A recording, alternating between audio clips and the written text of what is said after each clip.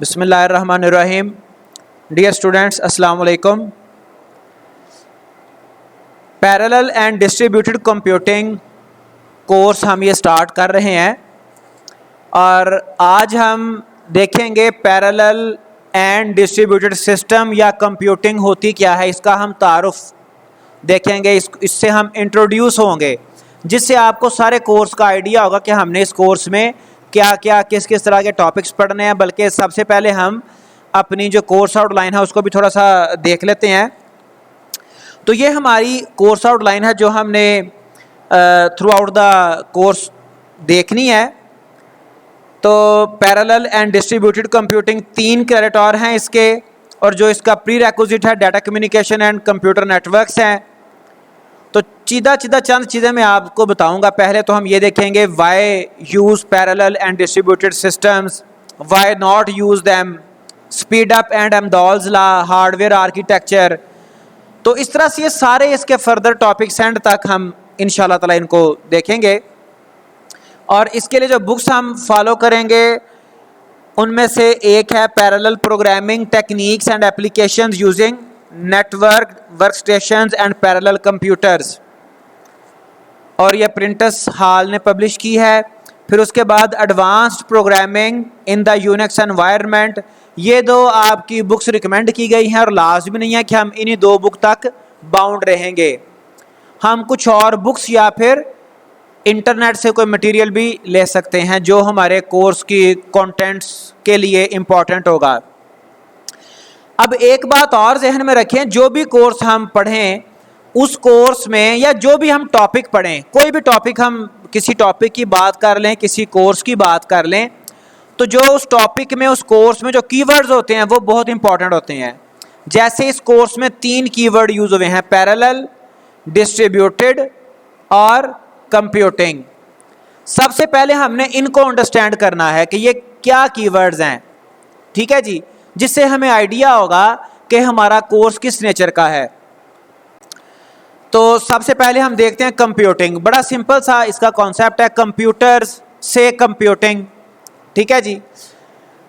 Computing is the process to complete a given goal oriented task by using computer technology. कोई भी ऐसा task हम achieve कर रहे हैं कंप्यूटर टेक्नोलॉजी को यूज करते हुए, तो वो कंप्यूटिंग है, ठीक है।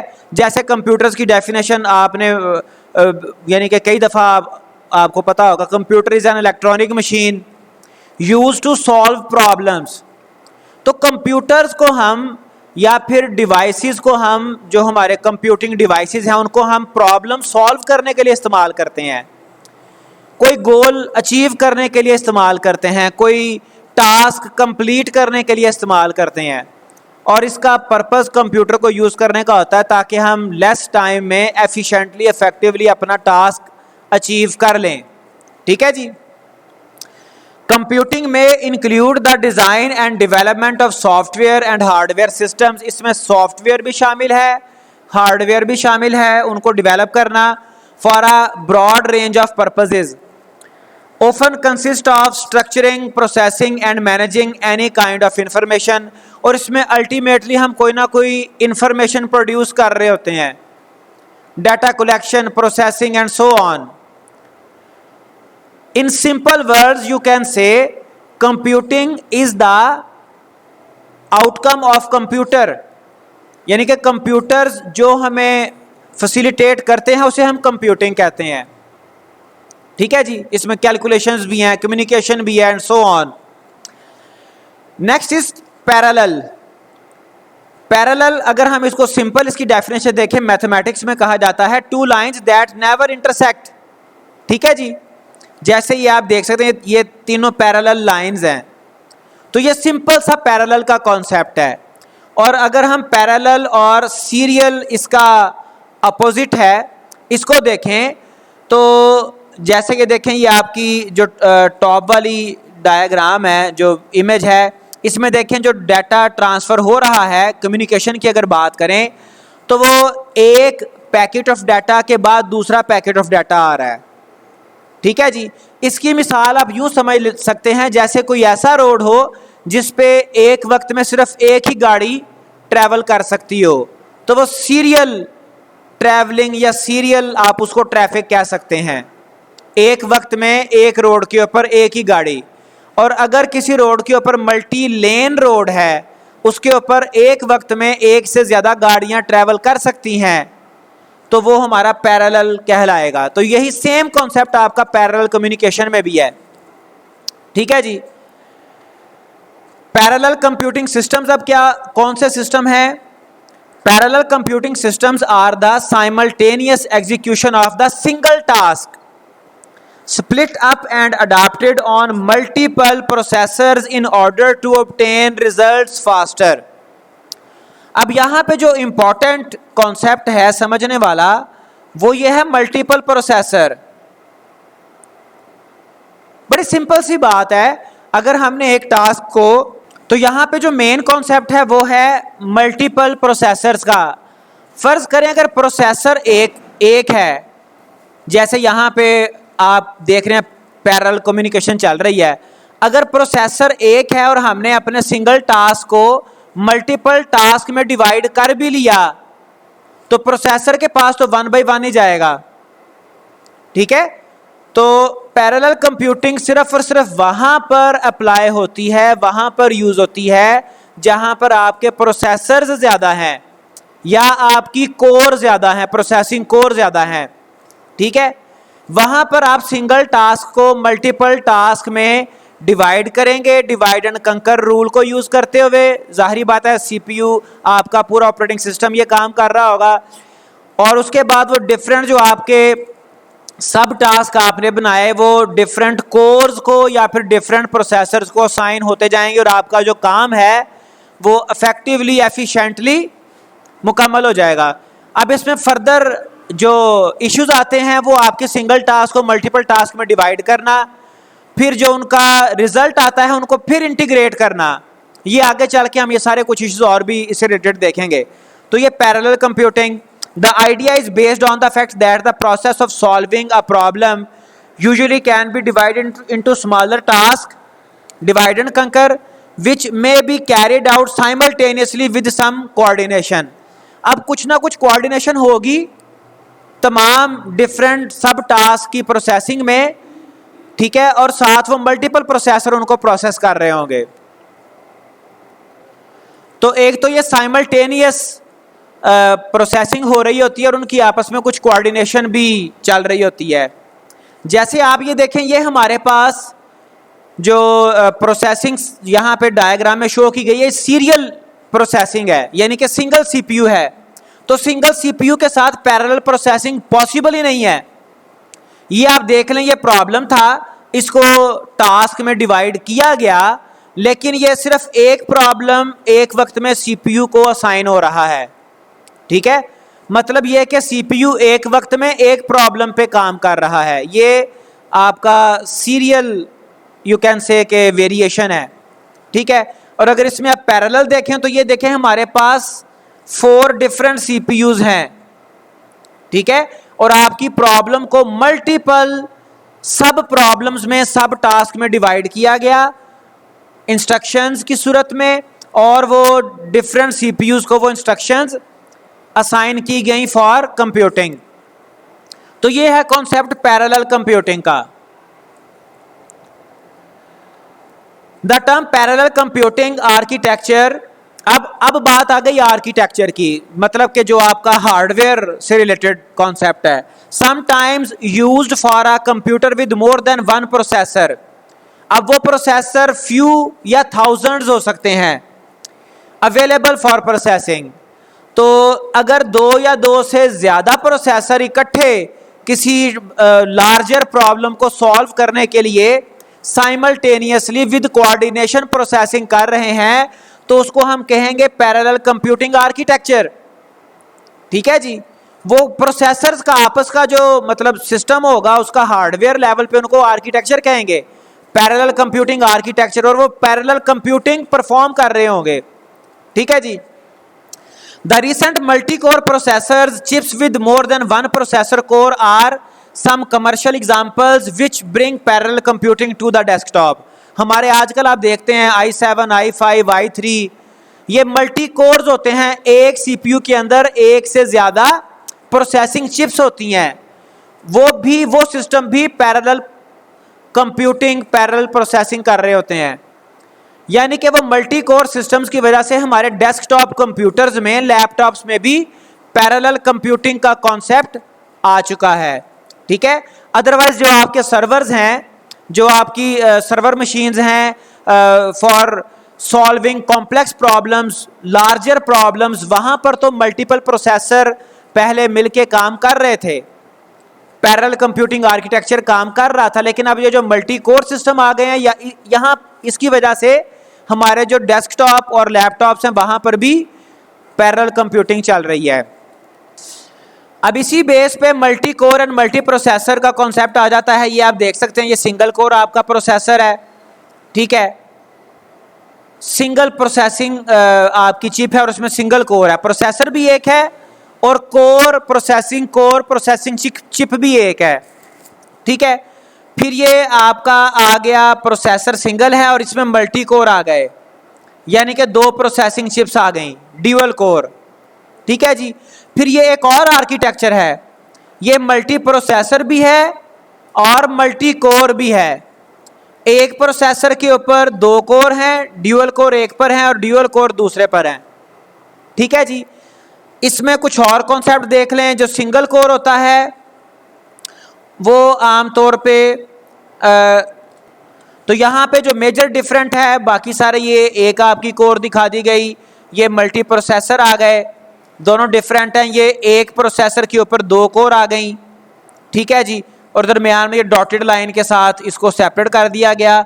और एक और ये वेरिएशन है multi core with shared cash, core आपकी 2 हैं लेकिन वो एक सिंगल कैश मेमोरी को यूज कर रही हैं। तो ये तो अभी बिल्कुल आपको एब्स्ट्रैक्ट लेवल पे बेसिक कॉन्सेप्ट्स इंट्रोड्यूस करवाए हैं। आगे चल के ये डेप्थ में हम ये सारे कॉन्सेप्ट देखेंगे, multi core with shared memory, multi core with their own memory and so on. तो ये बहरहाल आपका पैरेलल कंप्यूटिंग का कॉन्सेप्ट था। Next is distributed system. अब जो हमारा कोर्स था उसकी 2 टर्म्स हमने देख ली हैं। कंप्यूटिंग तो सिंपल कॉन्सेप्ट था, वो आप पहले भी उसके बारे में जानते थे। पैरेलल को हमने डिस्कस कर लिया, अब है डिस्ट्रीब्यूटेड सिस्टम।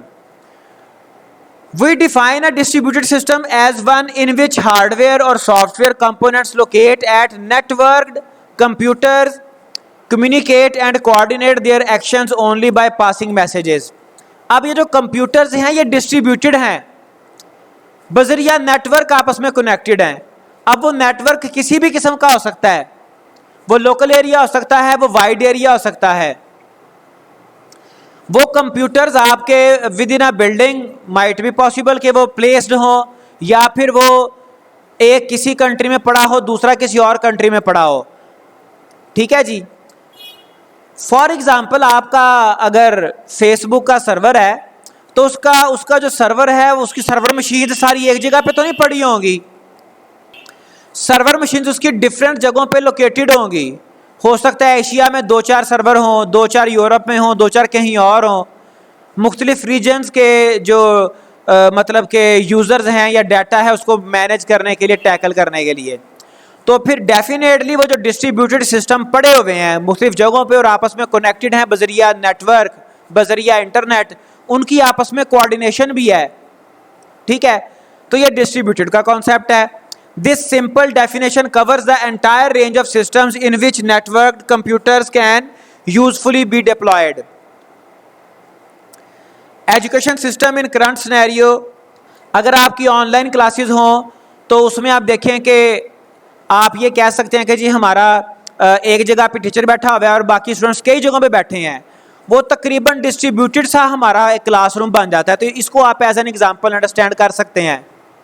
स्टूडेंट्स आपकी अगर आपकी रेगुलर क्लास हो, फिजिकल क्लास हो, फिर तो सारे एक जगह पे बैठे हुए हैं। लेकिन अगर आपकी ऑनलाइन क्लास है तो फिर क्या होगा कि स्टूडेंट घरों पे बैठे हैं, टीचर अपनी किसी प्लेस पे लोकेशन पे बैठा है और वो डिस्ट्रीब्यूटेड क्लासरूम आपका हो गया। और यहाँ से आप डिस्ट्रीब्यूटेड सिस्टम को भी समझ सकते हैं। You can see clearly in this diagram कि ये डिफरेंट कंप्यूटर्स हैं और ये आपस में कनेक्टेड हैं। ठीक है, अब इनमें अगर ये किसी कॉमन प्रॉब्लम को सॉल्व कर रहे हैं या डाटा को ये इकट्ठे डील कर रहे हैं तो फर्दर इसमें बेशुमार इश्यूज आ जाते हैं।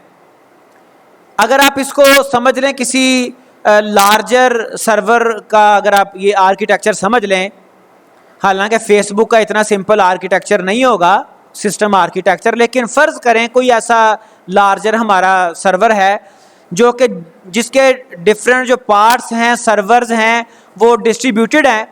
तो इनकी ये वाला जो सर्वर है वो किसी एक जगह पे वर्क कर रहा होगा, किसी एक रीजन में, दूसरा सर्वर किसी दूसरी रीजन में, तीसरा तीसरी में, और आपस में कोऑर्डिनेशन और इनकी डाटा शेयरिंग और जो प्रोसेसिंग है वो आपस में ये कोऑर्डिनेशन के साथ कर रहे होंगे। इसमें अगेन मैं ये आपको बता दूं कि लाजमी नहीं है कि ये सिस्टम बजरिया इंटरनेट आपस में कनेक्टेड हैं या ये एक ही छत तले सारे पड़े हैं, लैन के ज़रिए से कनेक्टेड हैं, ये डिपेंड करता है। लेकिन सिंपल सा आर्किटेक्चर ये है कि आपके डिफरेंट मशीन्स डिस्ट्रीब्यूटेड हैं और कनेक्टेड हैं नेट के ज़रिए से, लैन के ज़रिए से, वैन के ज़रिए से। अब इस डायग्राम में भी आप देख सकते हैं ये जो क्लाउड्स आपको नज़र आ रहे हैं ये इंटरनेट को रिप्रेजेंट कर रहा है और डिफरेंट जो मशीन्स हैं वो आपस में कनेक्टेड हैं और इसके साथ कोई ना कोई इनका टास्क आपस में इंटरलिंक्ड है। आप जब अपनी कॉन्फ्रेंस कॉल करते हैं तो उसमें भी कंप्यूटिंग डिवाइस आपकी यूज़ होती है, इंटरनेट यूज़ होता है, ठीक है, और इस तरह से लगता है कि सारे एक ही जगह पे इकट्ठे बैठ के कन्वर्सेट कर रहे हैं, वर्चुअल आपकी एक वो गैदरिंग हो जाती है। इसी तरह से जैसे कॉन्फ्रेंस कॉल आप करते हैं, इसी तरह से आपकी डिस्ट्रीब्यूटेड कंप्यूटिंग के भी मतलब आर्किटेक्चर अवेलेबल हैं। सिस्टम आपके फार अवे डिस्ट्रीब्यूटेड हो सकते हैं या फिर करीब, और वो नेट से कनेक्ट होंगे और आपस में कम्युनिकेशन कर रहे होंगे। जी अब नेक्स्ट है वाई यूज़ पैरेलल कंप्यूटिंग। हम ये यूज़ करते क्यों हैं? तो थोड़ा बहुत तो आपको आइडिया हो गया होगा कि पैरेलल कंप्यूटिंग पे ज़ाहिरी बात है सीपीयू हमारे पास ज़्यादा हैं, हम एक अपने बड़े टास्क को छोटे टास्क में डिवाइड करते हैं और हमारा जो वर्क है वो इफेक्टिव वे में, एफिशिएंट वे में कंप्लीट हो जाता है, टास्क हमारे जल्दी प्रोसेस हो जाते हैं, कंप्यूटिंग फास्ट हो जाती है। तो the real world is massively complex. चूँकि हम कंप्यूटर्स को यूज़ करते हैं रियल वर्ल्ड प्रॉब्लम्स को सॉल्व करने के लिए। In the natural world many complex inter related events are happening at the same time yet within a temporal sequence. एक तो ये जो डिफरेंट हमारे टास्क हैं, जो डिफरेंट इवेंट्स हैं, वो एक तो हैं कॉम्प्लेक्स। अब ये ज़रा इसकी ज़रा कॉम्प्लेक्सिटी को, इसकी डाइवर्सिटी को समझिएगा। एक तो हैं कॉम्प्लेक्स, फिर वो इंटर रिलेटेड हैं, ठीक है जी, are happening at the same time, फिर एक ही वक्त में वो हैपन हो रहे हैं।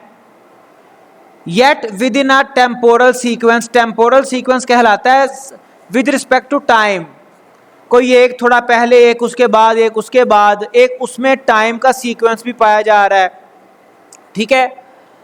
Compare to serial computing, parallel computing is much better suited for modelling, simulating and complex real world phenomenon. अब ये मॉडलिंग और सिमुलेटिंग क्या है? ये असल में एक प्रोसेस है। हम अपनी रियल वर्ल्ड के किसी भी कॉन्सेप्ट को, रियल वर्ल्ड के किसी भी कॉन्सेप्ट को कंप्यूटर में जब कन्वर्ट करते हैं तो ये कॉन्सेप्ट कहलाता है मॉडलिंग, ठीक है जी। मिसाल के तौर पे जब हम घर हमने कंस्ट्रक्ट करवाना होता है, हम उसका एक नक्शा बनाते हैं तो वो उसका घर का एक मॉडल होता है। इसी तरह से आप सॉफ्टवेयर इंजीनियरिंग में आपने कई एक मॉडल देखे होंगे, यूनिफाइड मॉडलिंग लैंग्वेज आपने पढ़ी होगी प्रीवियसली, ठीक है जी। तो उसमें हम अपने सॉफ्टवेयर के कंपोनेंट्स को मॉडल कर लेते हैं। तो किसी भी सिस्टम की, किसी भी आइडिया की जो रिप्रेजेंटेशन है कि उसके कंपोनेंट्स कौन कौन से हैं, आपस में किस तरह से इंटरेक्ट कर रहे हैं, कैसे आपस में इंटीग्रेटेड हैं, जुड़े हुए हैं, वो कहलाता है मॉडलिंग, ठीक है। रियल वर्ल्ड को ई वर्ल्ड में कन्वर्ट करना मॉडलिंग कहलाता है। सिमुलेशन क्या है? उसकी वर्किंग का जायजा लेना, सिमुलेट करना, ठीक है। हम सिमुलेशन, आमतौर पर ये दोनों टर्म इकट्ठी यूज की जाती हैं, मॉडलिंग एंड सिमुलेशन। और अगर अकेला सिमुलेशन भी यूज किया जाए तो मॉडलिंग उसमें इंक्लूडेड होती है।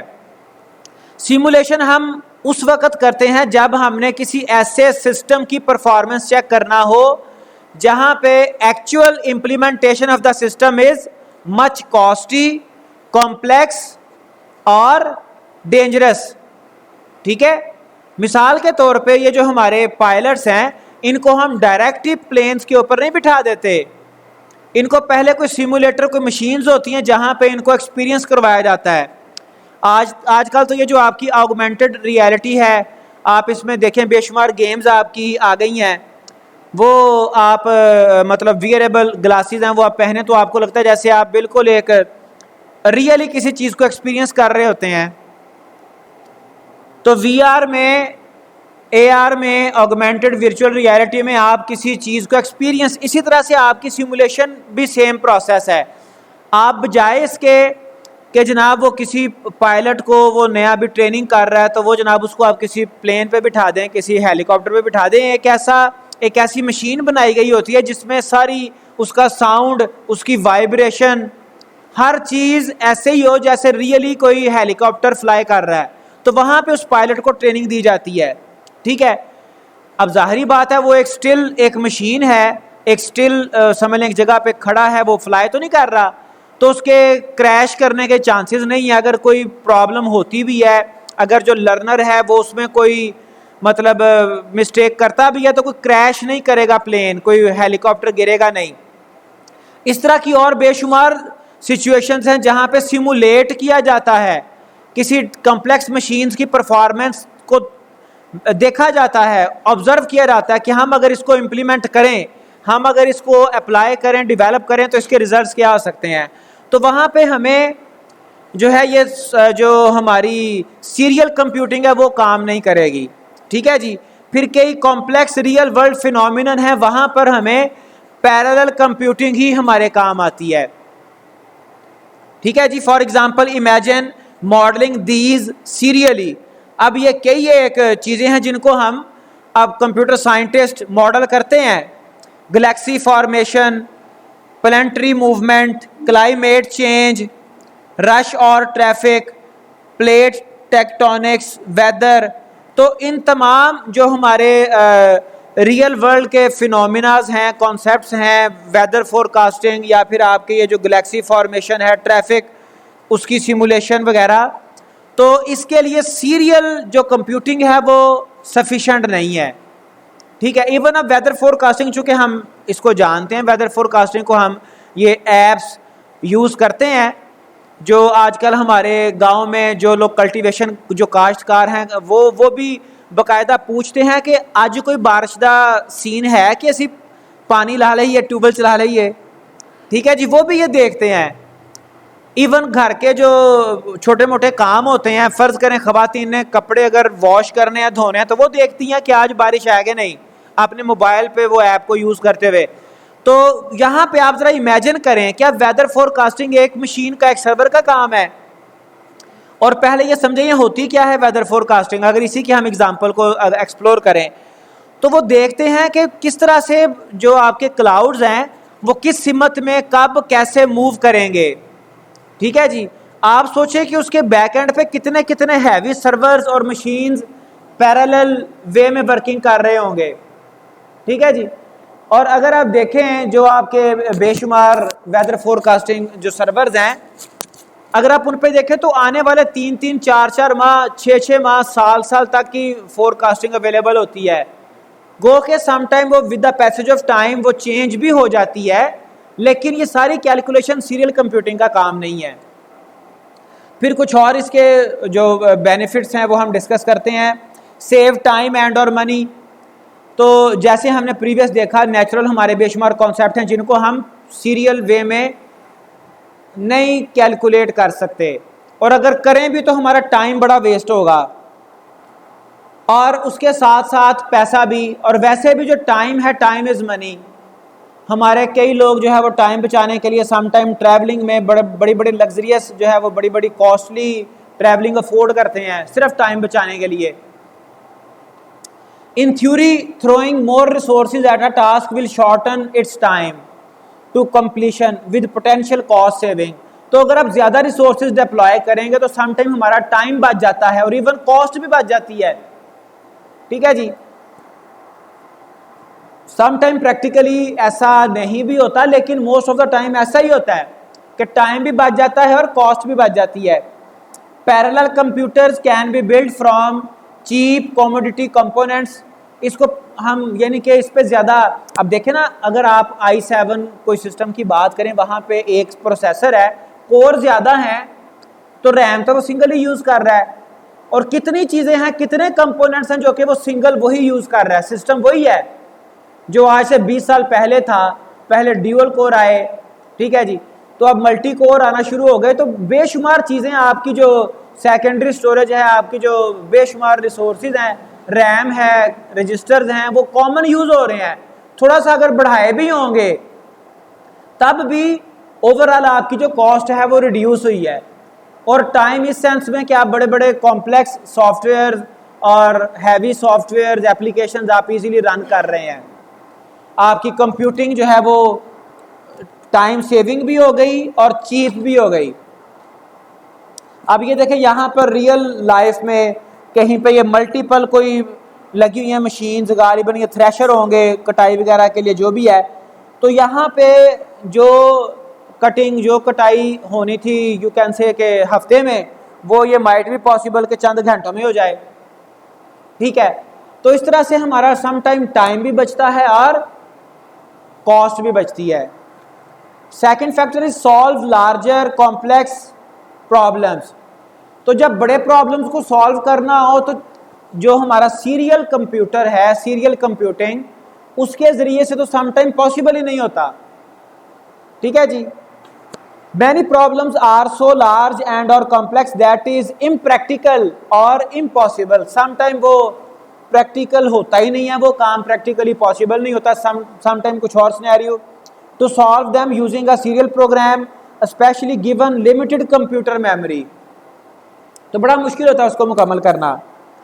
तो बड़े बड़े प्रॉब्लम्स को सॉल्व करने के लिए हमें पैरेलल कंप्यूटिंग को यूज़ करना ही पड़ेगा। Example, web search engine, database processing millions of transactions every second. ठीक है जी, अब जब जो हमारे सर्च इंजन है, जैसे गूगल है, बड़ा फेमस सर्च इंजन है, आप इस पर कोई आर्टिकल, कोई चीज़ सर्च करते हैं तो आपको within no time, some time within second आपको रिटर्न कर देता है रिजल्ट्स। आपके नेट की स्पीड पे भी डिपेंड कर रहा होता है। तो वो आप देखें कि मिलियंस ऑफ लिंक्स आपको वो ऑफर कर रहा होता है। तो वो जो आपको इतने मिलियंस रिजल्ट एकदम से मिल गए हैं, वो कैसे मिले हैं? उसके पीछे पैरेलल कंप्यूटिंग काम कर रही है। ठीक है जी, आपके रिसोर्सेज तो बड़े स्कैटर्ड होंगे, कई जगहों से उसको क्रॉल करके डाटा को लेके आना पड़ेगा। तो लार्ज प्रॉब्लम्स को सॉल्व करने के लिए पैरेलल कंप्यूटिंग एक रोल प्ले करती है। Provide concurrency. अब कंकरेंसी को समझना बड़ा ज़रूरी है। कंकरेंसी होती क्या है? कंकरेंसी होती है जब एक ही वक्त में सिंगल रिसोर्स को मल्टीपल यूजर्स यूज करना चाहें, या फिर एक ही काम एक ही वक्त में हो रहा हो at the same time. If some task is performing working at the same time, तो हम उसको कंकरेंसी कहते हैं। कंकरेंसी कंट्रोल का कॉन्सेप्ट पाया जाता है। इसकी मैं आपको एग्जांपल देता हूँ, आपको समझ आ जाएगी, कंकरेंसी की भी समझ आ जाएगी और कंकरेंसी कंट्रोल की भी समझ आ जाएगी। फर्ज करें एक बहुत बड़ा हॉल है जहाँ पे थाउजेंड्स ऑफ पीपल्स बैठे हुए हैं, और वी अज्यूम के हर एक के पास कोई सेम मोबाइल नेटवर्क वो यूज़ कर रहे हैं। यू कैन से कि यूफोन यूज़ कर रहे हैं, मोबिलिंग यूज़ कर रहे हैं, और उसी नेटवर्क का एक स्क्रीन के ऊपर कार्ड नंबर शो किया गया है। ठीक है जी, इंस्ट्रक्शंस ये हैं कि सब यूज़र्स ने वो कार्ड नंबर लोड करने के लिए जो भी मेथड होगा वो मुकम्मल उसको कार्ड का नंबर वगैरह जो भी साथ कोड वगैरह लिखते हैं वो लिख के मुकम्मल उसको अपनी स्क्रीन पर लिख के रखना है। जब साउंड बजेगा या स्क्रीन के ऊपर गो का मतलब 1 2 3 के बाद गो नज़र आएगा, उस वक्त आपने एकदम प्रेस करना है अपने वो कार्ड को लोड करने के लिए। ठीक है जी, तो ये जो बहुत सारे लोग एक ही टास्क एक वक्त में कर रहे हैं, ये है कंकरेंसी। ठीक है, अब कंकरेंसी कंट्रोल क्या है? अब यहां से ये आप मुझे पहले ये बताएं कि क्या वो सबके पास लोड चला जाएगा, एक के पास जाएगा? ये है कंकरेंसी कंट्रोल। तो ये डेटाबेसिस में मल्टीपल जगहों पे ऑपरेटिंग सिस्टम में आपकी कंकरेंट प्रोसेस चल रहे होते हैं, और बाज डेटाबेस में कंकरेंसी कंट्रोल मैकेनिज्म भी होता है। वो क्या करता है, जब पहली रिक्वेस्ट हिट करेगी उसी वक्त वो उस रिकॉर्ड को लॉक कर देता है, और अल्टीमेटली जो लोड है वो सिर्फ एक बंदे के पास जाएगा, हालांकि सब ने कंकरेंटली साइमल्टेनियसली रिक्वेस्ट पास की थी। ठीक है जी। तो ये जो पैरेलल कंप्यूटिंग है ये कंकरेंसी प्रोवाइड करता है। कंकरेंट, एक ही वक्त में बहुत सारे प्रोसेस कंप्यूट हो रहे होते हैं। A single compute resource can only do one thing at a time. अगर एक सीपीयू है तो एक वक्त में एक काम करेगा। Multiple compute resources can do many things simultaneously, it is concurrency. Collaborative networks provide a global venue where people from around the world can meet and conduct work virtually। कि ये एक हमारे एनवायरनमेंट है जहाँ पर एक ऐसा virtual environment बनाया जाता है जहाँ पर multiple people from the different regions of the world वो आपस में communicate कर रहे होते हैं, मिलके काम कर रहे होते हैं। Even पाकिस्तान जैसे डेवलपिंग कंट्री में बड़ी छोटी छोटी फर्म्स ने भी ड्यूरिंग कोरोना उन्होंने वर्क फ्रॉम होम को अडॉप्ट किया और कोलैबोरेटिव कोई एनवायरनमेंट्स को यूज़ करते हुए, कोलैबोरेशन के साथ टेक्नोलॉजी को यूज़ करते हुए काम करते रहे हैं। ठीक है जी। तो कंकरेंसी को प्रोवाइड करने के लिए भी पैरेलल कंप्यूटिंग ज़रूरी है। Take advantage of non local resources. फिर आपके पास जो भी सिस्टम है, आपके पास जो सिस्टम है वहाँ पे उस सिस्टम के रिसोर्सेज बड़े लिमिटेड होंगे। सिंपल से रिसोर्स की बात कर लें, स्टोरेज की, आप मोस्ट ऑफ द टाइम आप जो है वो अपना डाटा क्लाउड पे स्टोर करवा देते हैं। ठीक है जी। क्लाउड मतलब सर्वर के ऊपर, बजरिया इंटरनेट सर्वर के ऊपर आप स्टोर करवा देते हैं अपने। इवन के गूगल जो है, गूगल सर्वर वो बहुत सारी स्टोरेज प्रोवाइड करता है। आप सिंपल आप जीमेल का अकाउंट बनाएं, आपको गालिबन 15 या 25 GB का 15 GB की स्पेस आपको मिल जाती है। इस तरह से और भी बेशुमार सर्वर हैं जहां पे आपको अच्छी खासी स्पेस मिल जाती है। आप अपनी छोटी फाइल से लेके बड़ी फाइल्स तक अपने क्लाउड के ऊपर स्टोर करवा लेते हैं। तो नॉन लोकल रिसोर्सेज को यूज करने का फायदा भी लिया जा सकता है बजरिया इंटरनेट, तो उसमें भी पैरेलल कंप्यूटिंग रोल प्ले करती है। Using compute resources on a wide area network और even the internet when local compute resources are scarce और insufficient, तो so you can use online resources. वो बेशुमार हैं, उनकी कोई लिमिट नहीं है। मैंने सिर्फ आपको स्टोरेज की एग्जांपल दी है। कंप्यूटिंग रिसोर्सेज, ठीक है जी। आप सॉफ्टवेयर, ये पूरा एक आपका कॉन्सेप्ट है क्लाउड कंप्यूटिंग का, उसमें मल्टीपल उसके मॉडल्स हैं। Software as a service, platform as a service, infrastructure as a service, आप database as a service, storage as a service, काफ़ी सारी उसकी सर्विसेज हैं। तो आप इंटरनेट के ज़रिए से आप अपने नॉन लोकल रिसोर्सेज यूज़ कर सकते हैं, वहाँ पे पैरेलल कंप्यूटिंग रोल प्ले करेगी। फिर make better use of underlying parallel hardware. अगर आपका हार्डवेयर पैरेलल है, जैसे मल्टी कोर आपका सिस्टम है, तो उस हार्डवेयर को सपोर्ट करने के लिए आपको पैरेलल कंप्यूटिंग, पैरेलल सॉफ्टवेयर चाहिए।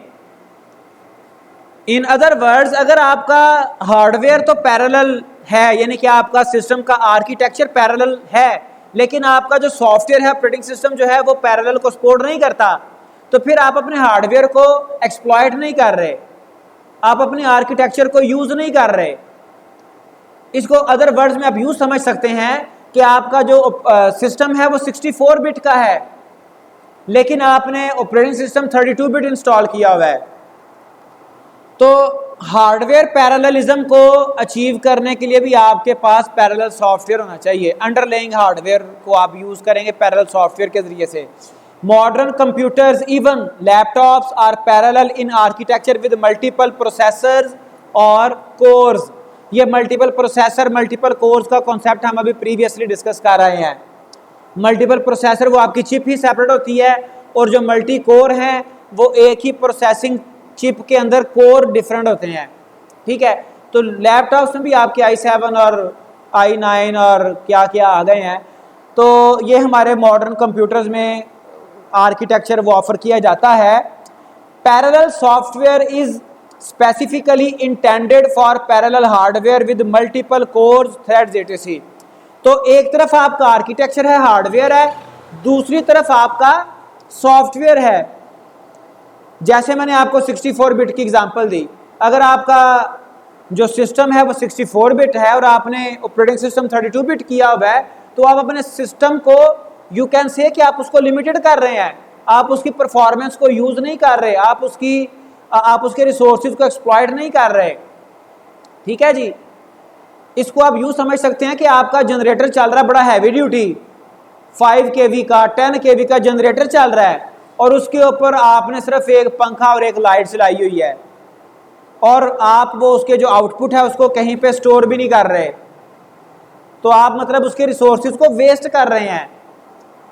व्हाट डज इट मीन कि आपको हार्डवेयर जो आपका आर्किटेक्चर है उसको एक्सप्लॉइट करने के लिए भी पैरेलल कंप्यूटिंग चाहिए, और पैरेलल कंप्यूटिंग से मुराद यहाँ पे सॉफ्टवेयर है। Otherwise parallel computing is the combination of hardware and software. In most cases, serial programs run on modern computers waste potential computing power। ठीक है जी। अगर वहां पे ऐसे सॉफ्टवेयर रन कर रहे हैं जो कि सीरियली इंस्ट्रक्शंस वो प्रोसेसर को प्रोवाइड करते हैं, तो वो आपके प्रोसेसिंग कैपेबिलिटीज को वेस्ट कर रहे हैं। जैसे ही आप देख सकते हैं कि ये आपका कोई दिखाया गया सिस्टम, माइट बी पॉसिबल ये कोई मदरबोर्ड का पार्ट है, तो इसमें मल्टी कोर्स हैं लगे हुए। ठीक है जी। तो इसके लिए आपको सपोर्टिव सॉफ्टवेयर भी चाहिए। Now why use distributed computing. अब पैरेलल कंप्यूटिंग में और डिस्ट्रीब्यूटेड में डिफरेंस है। हमारा जो कोर्स है ये पैरेलल एंड डिस्ट्रीब्यूटेड कंप्यूटिंग है। पैरेलल तो आपको बता दिया, पैरेलल तो एक कंप्यूटर के अंदर पैरेलल कंप्यूटिंग हो सकती है, सिंगल कंप्यूटर जैसे आपके कोर i7 वगैरह i3 वगैरह। अब है डिस्ट्रीब्यूटेड। डिस्ट्रीब्यूटेड का तो कॉन्सेप्ट ये है कि मल्टीपल मशीन्स हैं। अब हम देखते हैं कि व्हाई यूज डिस्ट्रीब्यूटेड कंप्यूटिंग। दोनों में, पैरेलल में और डिस्ट्रीब्यूटेड में जो डिफरेंस है वो तो हम देख चुके। अच्छा, distributed one reason is historical. Computing resources that use to operate independently now need to work together. ठीक है जी। हमारे प्रॉब्लम्स कॉम्प्लेक्स हो गए, तो देखें ना, आपके जितने भी सोशल नेटवर्क हैं, आपके बेशुमार सर्वर्स हैं, फेमस किसी की भी बात कर लें, उनमें अब मतलब जो यूज़र्स हैं वो सारी दुनिया से हिट करते हैं, सारी दुनिया से सिस्टम को, सर्वर को यूज़ करते हैं। तो आपके मेन जो सर्वर होगा उसके डिफरेंट मतलब machines, different server machines different regions में पड़ी होंगी। मिलियंस ऑफ यूजर्स को, इवन बिलियंस ऑफ यूजर्स को साइमल्टेनियसली प्रोसेस करना, रिस्पॉन्ड करना एक सर्वर के बस की बात नहीं है। वो डिफरेंट लोकेशंस पर रीजन वाइज या सम अदर डिवीजन के हिसाब से जो है ना वो सर्वर पड़े होंगे, आपस में कोऑर्डिनेट कर रहे होंगे। For example, consider an office that acquired personal work station for individual use. अगर किसी कंपनी ने वर्क स्टेशन हायर किए यूज के लिए, ठीक है जी, तो अब वो एक जगह पे मतलब अगर ज्यादा हो जाते हैं तो एक जगह पे तो सारे इकट्ठे नहीं होंगे। आफ्टर अ वाइल, कुछ वक्त के बाद, there were many work stations in the office building and the users recognise that it would be desirable to share data and resources among the individual computers. हो सकता है कंप्यूटर ए ने computer सी के साथ डाटा शेयर करना हो, और ये भी हो सकता है कि वो एक ही बिल्डिंग में बैठे हों, लेकिन एक जगह से दूसरी जगह जाके डाटा शेयर करने के बजाय वो बजरिया नेटवर्क, चाहे वो लैन हो चाहे वो वैन हो, वो डाटा शेयर करने की डिमांड हो, उनकी ज़रूरत हो उनकी, तो वहाँ पे डिस्ट्रीब्यूटेड कंप्यूटिंग की ज़रूरत है। डिस्ट्रीब्यूटेड कंप्यूटिंग ही रोल प्ले करेगा। They accomplished this by connecting the workstations over a network। तो वो नेटवर्क को यूज करेंगे। अब फर्दर नेटवर्क की टाइप्स हैं। सिंपलेस्ट टाइप लोकल एरिया, और उसके बाद जो है वो इंटरनेट आपका। A second reason is functional. If there is special function hardware or software available over the network, then that functionality does not have to be duplicated on every computer system or node that needs to access the special purpose resource. एक कोई ख़ास काम है जो कि बड़ा एक specialised computer है, वही वो फंक्शन परफॉर्म करता है और वो बड़ा कॉस्टली है, ठीक है। तो आपके ऑर्गेनाइजेशन में वो सम टाइम वो कैलकुलेशन परफॉर्म करने की ज़रूरत पड़ती है, लेकिन वो इतनी कॉमन नहीं है, ठीक है जी। तो बजाय इसके कि आप हर अपना जो आपका सिस्टम है वो सेम फंक्शनैलिटी वाला रखें, वो आप 2-4 सिस्टम रख सकते हैं और बाकी सारे जो सिस्टम्स हैं, कंप्यूटर्स हैं, यूज़र्स हैं, वो बजरिया नेटवर्क वहाँ से वो फंक्शनैलिटी एक्वायर कर लेते हैं। तो सम टाइम फंक्शनैलिटी को गेन करने के लिए भी हम ये डिस्ट्रीब्यूटेड कंप्यूटिंग यूज़ करते हैं और यहाँ से हमारे रिसोर्सेज ज़्यादा हमें डिप्लॉय नहीं करने पड़ते। A third reason is economical. It may be more cost effective to have many small computers working together than one large computer of equivalent power. ठीक है जी। तो बजाय इसके कि आपका एक ही बड़ा कंप्यूटर हो, छोटे कंप्यूटर हो, मल्टीपल हो, ये इकोनॉमिकल होंगे। इकोनॉमिकल इस सेंस में भी कि अगर आपका जो वो बड़ा एक ही कंप्यूटर है वो अगर डिस्ट्रॉय होता है, उसमें कोई फॉल्ट आता है, उसका बोर्ड सड़ जाता है, मदरबोर्ड फर्ज करें, तो वो तो जनाब गया ना काम से। अगर आपके मल्टीपल कंप्यूटर्स हैं, सेपरेट छोटे छोटे सिस्टम्स, तो फिर अगर कहीं पे कोई प्रॉब्लम आती है तो आपका लॉस कम होगा, ये भी एक फैक्टर है उसमें। In addition, having many units connected to network is the more flexible configuration. If more resources are needed, जब भी नए रिसोर्सेज ज़रूरत पड़ेगी तो क्या होगा जी कि another unit can be added, हम आप वहाँ पे एक और यूनिट ऐड कर लेंगे। rather than bringing the whole system down, सारा सिस्टम आप डाउन करें and replacing with the upgraded one, उसको आप डिस्कार्ड कर दें पहले को और एक नया आप अपग्रेडेड सिस्टम जो है वो डिप्लॉय करें। इसकी बजाय क्या है कि आप एक नया यूनिट साथ लगा लें। अब ये दोनों को उसने कंपेयर कर दिया है, एक larger system single unit rather than multiple units. कहता है कि अगर आपका सिंगल यूनिट है तो फिर आपको क्या करना पड़ेगा, वो सिंगल यूनिट आपको डाउन करना पड़ेगा, डिस्कार्ड करना पड़ेगा, and you have to replace with another upgraded system. इसकी बजाय क्या करेंगे आप, एक अगर आपकी फ्लेक्सिबल कॉन्फ़िगरेशन है, ठीक है जी, तो आप एक नया सिस्टम, एक नया वर्क स्टेशन उसमें ऐड कर लेंगे। Furthermore, a distributed system can be more reliable and available than a centralized system. This is a result of the ability of replicate both data and functionality. आपका हर system वो functionality achieve करने की capability रखता है, data आपका replicate हो रहा है। अब फिर ये सारे इश्यूज आपके बेशुमार हैं, फिर डिस्ट्रीब्यूटेड कंप्यूटिंग में, पैरेलल कंप्यूटिंग में ये इश्यूज भी आपके आने हैं। सिर्फ यहाँ पे फ़ायदा ही फ़ायदा नहीं है, ये ना समझे कि सिर्फ फ़ायदे ही फ़ायदे हैं, आपको उतनी कॉम्प्लेक्स मैनेजमेंट भी करनी है, आर्किटेक्चर लेवल पे भी, आपके सॉफ्टवेयर लेवल पे भी। सॉफ्टवेयर डेवलपमेंट वहाँ पे बड़ी यानी कि वो क्रूशल हो जाएगी, कई चीज़ों को टेक केयर करना पड़ेगा। For example, when a given file is copied in 2 different machines, then even if one machine is unavailable, the file can still be accessed on the other machine। ठीक है जी, तो ये एक और इसका बेनिफिट है। अगर वो मशीन आपकी डाउन भी होती है, दूसरी मशीन आपको, आपके यूजर्स को, आपके क्लाइंट्स को रिस्पॉन्ड कर रही है। Likewise, if several printers are attached to a network, then even if an administrator takes one printer offline for maintenance, वो एक प्रिंटर उसने डिटैच कर दिया, ऑफलाइन कर दिया, users can still print their files using an alternate printer. Distributed computing inherently bring with it not only potential advantages but also new problems। जो अभी मैं बात कर रहा था, ये सिर्फ एडवांटेज नहीं है, हर चीज़ की एक कॉस्ट होती है। If you had a cycle तो उसकी कॉस्ट कम थी, नाउ यू हैव बाइक और now you have a car. तो सिर्फ फ़ायदा ही नहीं है कि आप बाइक के ऊपर बड़े आराम से तेज़ स्पीड के साथ ट्रैवल कर लेंगे, 4 लोग ट्रैवल कर लेंगे, बाइक पे 2 लोग ट्रैवल कर रहे थे, साइकिल पे सिंगल था, स्पीड कम थी। तो आपको कार पे रिसोर्सेज भी ज़्यादा लगेंगे, पेट्रोल भी ज़्यादा लगेगा, ठीक है, जिसकी मेंटेनेंस भी कॉस्टली होगी। इसी तरह से पैरेलल कंप्यूटिंग, डिस्ट्रीब्यूटेड कंप्यूटिंग सिर्फ फ़ायदे ही नहीं है, उसकी कॉस्ट भी है। It brings some new problems also. Examples are keeping multiple copies of data consistent. अब 2 सिस्टम्स के ऊपर सेम डाटा की कॉपी है, एक ये सिस्टम है डाटा पड़ा हुआ है, एक ये सिस्टम है डाटा पड़ा हुआ है, एक सर्वर है वो एशिया का है, एक सर्वर है यूरोप का है, ठीक है जी।